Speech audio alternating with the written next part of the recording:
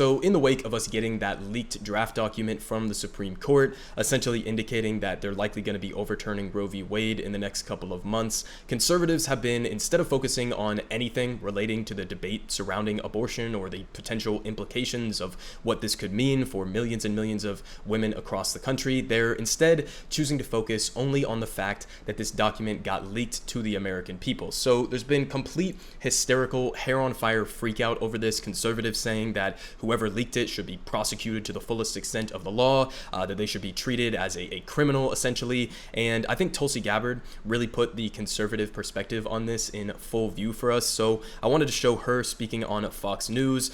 Tulsi Gabbard, somebody who I guess nominally used to identify as a leftist, now just completely deranged, fully in the swamp with the rest of these Republicans. So here she is on Fox News, basically giving a completely delusional perspective on this entire issue. To be heard. I think it's also critical to point out that this leak sets a very, very dangerous precedent for our Supreme Court for three important reasons. Number one is, first of all, this person is a thief who stole this information, released it with a very specific intent to try to incite protesters and intimidate and pressure our Supreme Court justices to make a political decision rather than a decision that is based on the Constitution. Number two, we have the fact that the Supreme Court is not in place to legislate from the bench. People's representatives at the state level, at the federal level, are charged to make laws, not the Supreme Court. The Supreme Court needs to make decisions based on the Constitution. And the Department of Justice, lastly, needs to go and prosecute this crime, which is exactly what it is, and make an example out of the person who leaked this information, because our Supreme Court justices cannot operate under the fear that they will have partisan political activists in their house intimidating and threatening their ability to do their job per the Constitution. Okay, so there's just so much wrong with this at face value. First of all, the Supreme Court justices, their lives are not under threat. So to portray this as if a left-wing radical activists are going to be entering the houses of these Supreme Court justices, it's just completely delusional. They have fantastic security. There's no actual legitimate threat to anybody's life in this situation. So that's just complete hysterics. Now, on the other main points that she was making there, right, you had number one, her basically making the argument that the Supreme Court is this completely apolitical institution, and they're just interpreting it as it is, and there's no political biases to be weighed in this equation, basically, which is, again, completely delusional at face value, given the fact that Republicans, including Donald Trump himself, who appointed 3 of these Supreme Court nominees, who basically made this ruling possible, he openly said that he was going to appoint Supreme Court justices to overturn Roe v. Wade abortion cases. So he got these judges from Federalist Society recommendations and basically put them in place specifically for political reasons to make this decision that they've just now officially made, I guess, or will officially make in the coming months. So to pretend like this isn't a political issue,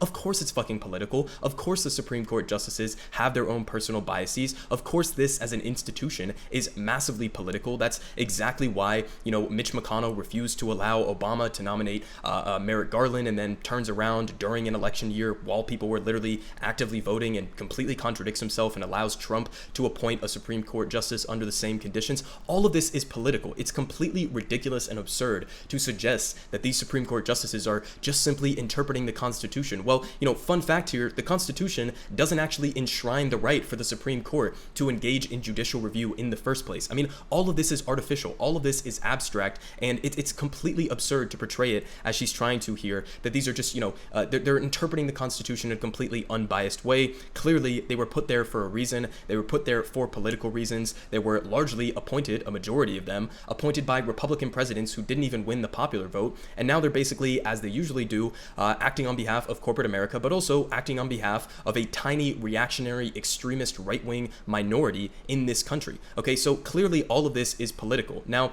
on the other front, okay, treating this person as a criminal, the person who leaked this draft document, first of all, it's not clear that it was a liberal or if it was a conservative. I could see different arguments that would, potentially indicate why each one would have an incentive to leak this, right? From the liberal point of view, you would say, okay, maybe you do want to get people out in the streets. Maybe you do want to expose this before it actually happens so that people can try to pressure the judges. Now, on the conservative side of that, you could argue, well, maybe this was a conservative law clerk who leaked this in an effort to try to get those Supreme Court opinions in the first draft solidified and make sure that none of these justices change their opinions or make amendments to it, because then there would be a backlash from the evangelical right, essentially. Now, on that first side of it, assuming that it's a liberal law clerk or a leftist law clerk or whatever who ended up leaking this for the explicit purpose of trying to get people out in the streets to apply political pressure on this issue, what the fuck is wrong with that? I mean, this is the same Tulsi Gabbard who used to pretend to be like against the deep state and against these corrupted institutions within our government that go after people like Julian Assange and Edward Snowden, etc., and Chelsea Manning,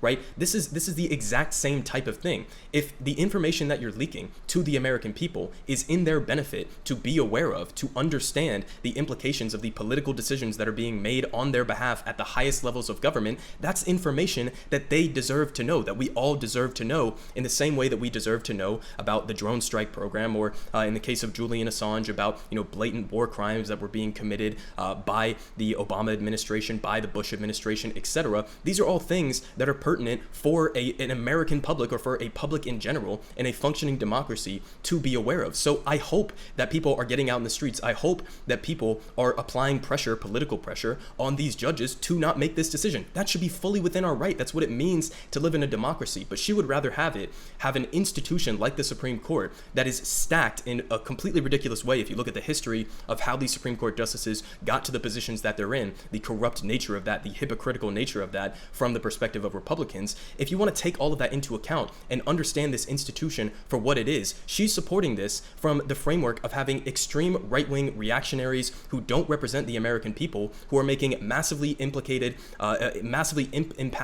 decisions on behalf of the American people, and she wants that to happen with no checks, with no pressure, with no input from the American people. It's just completely ridiculous and counterintuitive if you actually believe in democracy in any way, shape, or form. Now, she wasn't the only conservative, obviously, who was coming out and using this line. In fact, basically the entirety of Republican politicians and conservative commentators were coming out and literally only focusing on the leak itself, instead of talking about the substance of what this type of decision is going to mean for the country and for women across this country especially. But just as another example here from none other than squeaky-voiced right-wing reactionary propagandist Ben Shapiro, he said, "There is little question that this leak is designed to create threat to the life and limb of any justice who signs onto the majority opinion." It's just fucking delusional. There's no threat here. Prosecution to the fullest extent of the law. So again, trying to go after the leaker instead of, actually understanding this issue, or trying to have a legitimate back and forth debate about what this is going to mean, which they don't want to engage in that. And they don't want to engage in that for a very simple reason. And that is because, counter to what Ben Shapiro claims, abortion rights are a very set in stone issue and have been for decades from the view of the American people. There has never been a case where overturning Roe v. Wade is supported by the majority of the country. So I think that Ilhan Omar had a great response to these sort of talking points that have been coming out from Republicans. She said, "The leak didn't erode the court's legitimacy. Bush v. Gore did. Mitch McConnell denying Obama's nominee and then stealing a seat did. Lying under oath and then taking away our rights did. Republicans will focus on the leak to deflect from the Roe ruling, but we see you." And again, she's 100% right here, because this is just a complete distraction method. They don't actually give a shit about the fact that this was leaked. They don't give a shit about the, integrity of the Supreme Court as an institution. They could give a shit about that, as demonstrated by all of these other things that Ilhan Omar is pointing out here. Now, to get into the unpopularity of this type of a decision, just a couple different analytical points here for you guys to be made aware of. So here from Data for Progress, they say there is not one single state where the support for the federal ban on abortion has more than 30% support amongst the public. So obviously this isn't specifically referencing overturning Roe v. Wade. We're going to get to some polling data on that specifically here in a second. But if you just take the issue, which is effectively what this ruling of overturning Roe v. Wade is going to open the door for conservative states all around the country to do, they are going to be doing in many states effectively total bans on abortion. So, you could take it state by state, and I'm sure there's going to be varying opinions on this and varying degrees of it, but this is an insane statistic to think that the Supreme Court is going to be making a decision on behalf of the entire country to then allow individual conservative states to pass these types of laws completely banning abortions and do it in a way that is not supported by the majority of the country in literally any single state that you want to look at, doing a total ban on abortion. Now,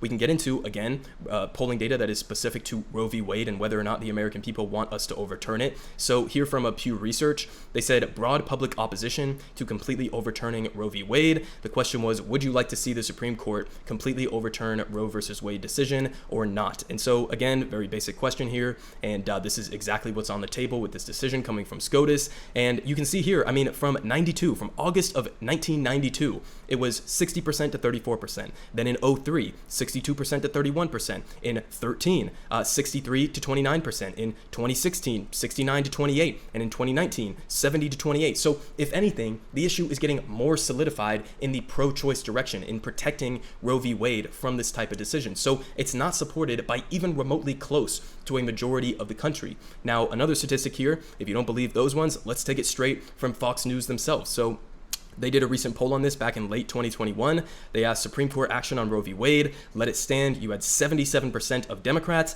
and 53% of Republicans, with a minority of them supporting overturning Roe v. Wade. So listen, I mean, the data on this is very, very, very clear, right? A majority of the country doesn't support overturning Roe v. Wade. And so conservatives are coming out and they're trying to use this as a deflection. They're trying to use this as a distraction, focusing in on the leaker and focusing in on the sacred nature of the institution of the Supreme Court. Fuck the Supreme Court. Fuck any institution that is not serving the interests of the majority of the country, or not serving the interests of anybody outside of an extreme reactionary minority of the country. That's not an institution that is healthy for a democracy. It is an institution that has been hijacked by people who only serve to represent corporate America and the most fringe right-wing reactionary base in the Republican Party. So fuck that institution, fuck the Supreme Court, and fuck every single Republican that is coming out right now and using this as a deflection, because they know in the back of their minds that they will lose if they start to argue on the substance of whether or not Roe v. Wade should be overturned, or whether or not individual states should be implementing total bans on abortion. Nobody fucking supports it, and they know that, so they're only using this as a distraction mechanism.